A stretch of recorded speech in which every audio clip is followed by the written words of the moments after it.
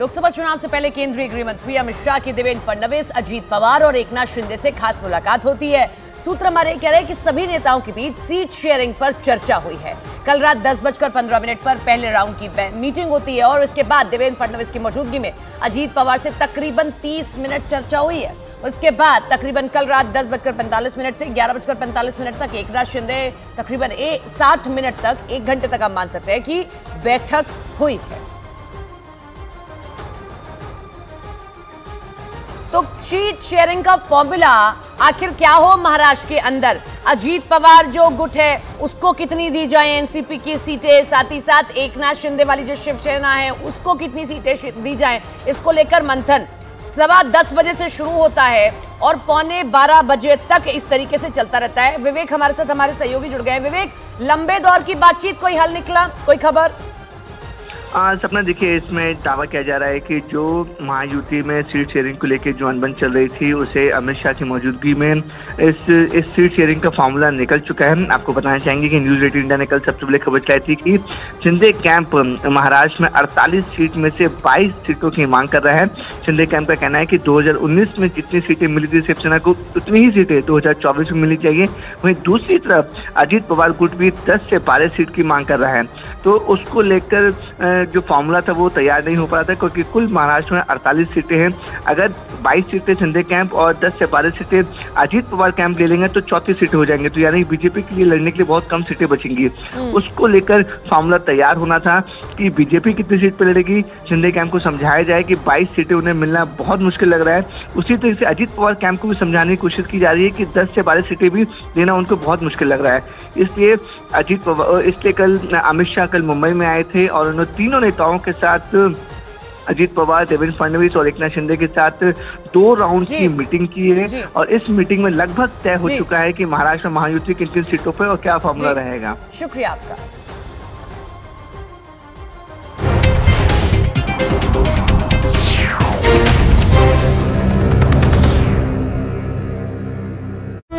अस्पताल से छुट्टी मिल गई। दिल्ली के नजदीक हरियाणा के गुरुग्राम के एक रेस्टोरेंट में माउथ फ्रेशनर की जगह ड्राई आइस खाने की वजह से बीमार हुए 5 लोगों को अस्पताल से डिस्चार्ज कर दिया गया। इसके साथ ही इस मामले में पुलिस ने गगनदीप नाम के आरोपी को गिरफ्तार करने का दावा किया। एक रोज पहले उस रेस्टोरेंट में माउथ फ्रेशनर की जगह ड्राई आइस दिए जाने की वजह से 5 लोग खून की उल्टी करने लगे थे। प्रधानमंत्री नरेंद्र मोदी 7 मार्च को जम्मू कश्मीर की राजधानी श्रीनगर में एक बड़ी रैली करेंगे। ये रैली बख्शी स्टेडियम में होगी, जहां करीब 2 लाख लोग शामिल होंगे। इसके साथ ही प्रधानमंत्री कई योजनाओं का भी लोकार्पण करेंगे। झारखंड के दुमका में यूरोप के देश स्पेन की महिला के गैंगरेप के मामले में पुलिस ने 5 और आरोपियों को गिरफ्तार करने का दावा किया। इस मामले में पहले ही 3 आरोपियों को गिरफ्तार किया जा चुका है। इस बीच मध्य प्रदेश के शाजापुर पहुंचे राहुल गांधी ने राम पर ऐसा बयान दिया कि उनका विरोध शुरू हो गया। राहुल गांधी की भारत जोड़ो न्याय यात्रा मध्य प्रदेश में, इसी दौरान उन्होंने राम पर बयान दिया और बखेड़ा खड़ा हो गया। उन्होंने शाजापुर में एक रोड शो के दौरान ये टिप्पणी की और बयान देने के कुछ ही देर बाद उनका विरोध हुआ। राहुल की गाड़ी जब सड़क से गुजरी तो उसी समय दूसरी तरफ खड़े कुछ लोगों ने जय श्री राम के नारे लगाए।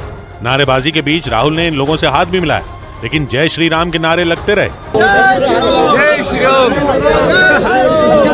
इससे पहले राहुल जब अपनी गाड़ी पर बैठे थे तो इन लोगों ने प्रधानमंत्री के नाम के नारे भी लगाए। मोदी, मोदी, मोदी, मोदी। पीएम के नाम के नारे सुनकर राहुल गांधी अपनी गाड़ी से उतरे और इन लोगों से मिलने पहुंच गए। इन लोगों से मिलने के बाद राहुल वापस अपनी गाड़ी में गए। इस दौरान लगातार नारे लगते रहे। लोगों ने राहुल के सामने बार बार जय श्री राम के नारे लगाए। नारेबाजी के बीच गाड़ी में बैठे राहुल ने इन लोगों को फ्लाइंग किस दी और थम्स अप किया। लेकिन जब तक राहुल गांधी वहां रहे, सड़क के दूसरी तरफ खड़े लोग जय श्री राम के नारे लगाते रहे। एमपी के शाजापुर में अपने रोड शो में राहुल गांधी ने प्रधानमंत्री पर निशाना साधा और राम पर कुछ ऐसा बोल दिया कि सियासी पारा चढ़ गया। मोदी जी चाहते कि आप दिन भर मोबाइल पे रहो, जय श्री राम बोलो और भूखे मर जाओ। राहुल ने जैसे ही ये बयान दिया वो बीजेपी के निशाने पर आ गए। वो क्या बोलते हैं, कितना बोलते हैं, तो छोड़ दीजिए। देश ने उनको गंभीरता से लेना बंद कर दिया। इससे पहले राहुल गांधी ने वाराणसी के दौरे पर यूपी के युवाओं से जुड़ा बयान दिया था। उसके बाद बीजेपी ने खूब आलोचना की थी और इस बार उन्होंने राम के नारे से जुड़ा बयान दे दिया और इसके कुछ ही देर बाद उन्हें लोगों के विरोध का सामना करना पड़ा। उधर मध्य प्रदेश के छिंदवाड़ा में लगे कमलनाथ के पोस्टर चर्चा में आ गए। क्योंकि इन पोस्टरों में कमलनाथ को मध्य प्रदेश का भावी मुख्यमंत्री बताया गया। छिंदवाड़ा में यह पोस्टर ऐसे समय में लगाए गए जब राहुल गांधी की भारत जोड़ो न्याय यात्रा मध्य प्रदेश में है। और इसी दौरान छिंदवाड़ा में लगे कमलनाथ और नकुलनाथ के पोस्टर चर्चा में आ गए। पोस्टर में नकुलनाथ की तस्वीर के नीचे तो छिंदवाड़ा सांसद लिखा दिखा, लेकिन कमलनाथ की तस्वीर के नीचे भावी मुख्यमंत्री लिखा नजर आया और इसीलिए इन पोस्टरों ने लोगों का ध्यान खींचा। बताया गया कि ये पोस्टर छिंदवाड़ा कांग्रेस की ओर से लगाए गए और इनके जरिए लोगों को महाशिवरात्रि की बधाई दी गई। लेकिन इन पोस्टरों में कमलनाथ की तस्वीर के नीचे लिखे भावी मुख्यमंत्री ने सियासी हलचल पैदा कर दी, क्योंकि छिंदवाड़ा में ये पोस्टर ऐसे समय में लगे जब राहुल गांधी मध्य प्रदेश में भारत जोड़ो न्याय यात्रा कर रहे हैं और अटकलें लगी कि ऐसा कांग्रेस हाईकमान पर दबाव बढ़ाने के लिए किया गया, क्योंकि कुछ दिन पहले खबर उड़ी थी कि कमलनाथ कांग्रेस छोड़कर बीजेपी में शामिल हो सकते हैं, लेकिन बाद में ऐसा कुछ नहीं हुआ। लेकिन छिंदवाड़ा में लगे इन पोस्टरों से एक बार फिर सियासी गहमा-गहमी तेज हो गई। इधर हरियाणा के फतेहाबाद में एक लड़के ने फेसबुक पर लाइव रहते हुए खुदकुशी करने की कोशिश की। हरियाणा के फतेहाबाद में एक लड़के ने भाखड़ा नहर में छलांग लगा दी। इससे पहले वो लड़का फेसबुक पर लाइव आया और कुछ लोगों के नाम लेकर बताया कि इनकी वजह से वो आत्महत्या कर रहा है। हालांकि वहां मौजूद एक लड़के ने उसकी जान बचा ली। सूत्रों के मुताबिक 48 लोकसभा सीटों वाले महाराष्ट्र में सीटों के बंटवारे को लेकर एनडीए में पेच फंस गया। खबर है कि वहां शिवसेना शिंदे गुट ने 22 सीटों की मांग कर डाली। ऐसा इसलिए क्योंकि शिंदे गुट ने उतनी ही सीटों की मांग की जितनी 2019 में शिवसेना को दी गई। वहीं इस गठबंधन में शामिल एनसीपी अजीत पवार गुट ने भी 10 सीटों की मांग की।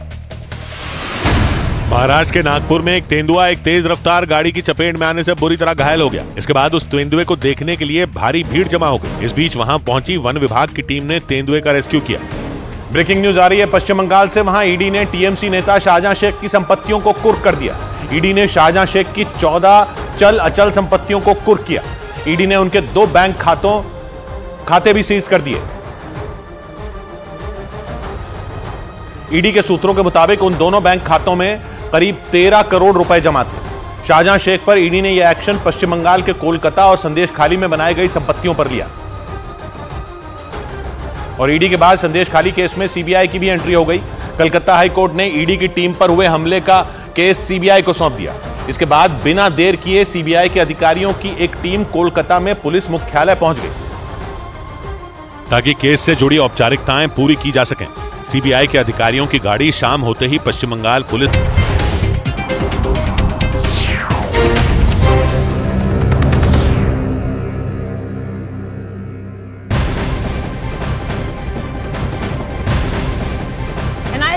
लश्कर तैयबा मॉड्यूल के खिलाफ अहम सबूत मिले हैं। इस मामले में एनआईए की टीम ने 7 राज्यों में छापेमारी की, जहां से डिजिटल डिवाइस और देश विरोधी साहित्य बरामद हुए। अब तक की जांच में पता चला है कि ये मॉड्यूल 1 साल से पूरे देश में अपनी गतिविधियां फैलाने की कोशिश कर रहा था और इस मॉड्यूल को रेडिकल इस्लामिक स्टेट का समर्थन हासिल था। एनआईए की टीम ने इस मामले में कर्नाटक, केरल, तमिलनाडु, गुजरात, तेलंगाना, पश्चिम बंगाल और पंजाब में छापेमारी की।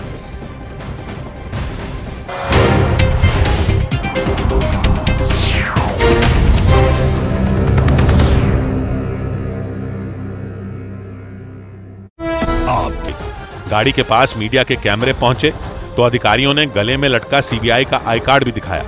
शाहजहां शेख पश्चिम बंगाल में हुए राशन वितरण घोटाले में आरोपी हैं। 5 जनवरी को जब ईडी की टीम संदेश खाली में उनसे पूछताछ के लिए पहुंची थी, उस वक्त ईडी की टीम पर वहां के लोगों ने हमला कर दिया था। उसी मामले में बंगाल पुलिस ने शाहजहां शेख को 29 फरवरी को गिरफ्तार किया था और कोर्ट ने 10 दिन के लिए उन्हें पुलिस की हिरासत में भेज दिया था।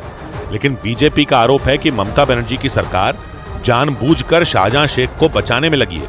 इसीलिए मामले की जांच सीबीआई को सौंपने के हाईकोर्ट के फैसले पर बंगाल सरकार भड़क गई और हाईकोर्ट के फैसले के खिलाफ उसने सुप्रीम कोर्ट का दरवाजा खटखटा दिया। इसीलिए काफी देर तक पुलिस मुख्यालय में वक्त गुजारने के बाद सीबीआई अधिकारियों को खाली हाथ ही लौटना पड़ा।